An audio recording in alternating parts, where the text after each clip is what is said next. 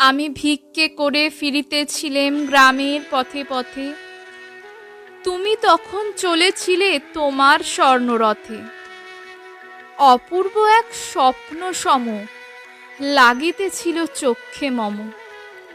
কি বিচিত্র শোভা তোমার, কি বিচিত্র সাজ!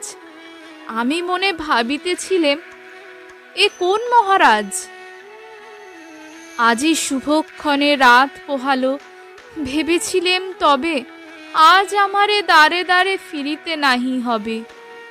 বাহির হতে নাহি হতে কাহার দেখা পেলেম পথে। চলিতে রথ ধনধান্য ছড়াবে দুই ধারে, মুঠা মুঠা কুড়িয়ে নেব, নেব ভারে ভারে।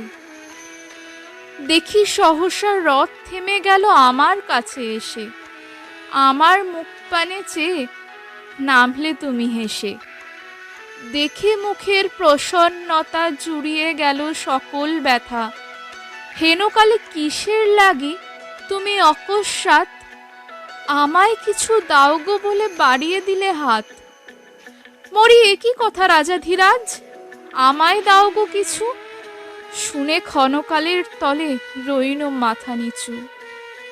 তোমার কি বা অভাব আছে ভিখারি ভিক্ষুকের কাছে? এ কেবল কৌতুকের বশে আমায় প্রবঞ্চনা।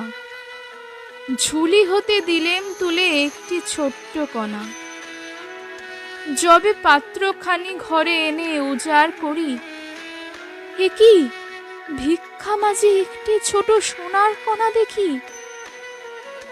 দিলেম যা রাজভিখারিরে স্বর্ণ হয়ে এলো ফিরে, তখন কাঁদে চোখের জলে দুটি নয়ন ভরে।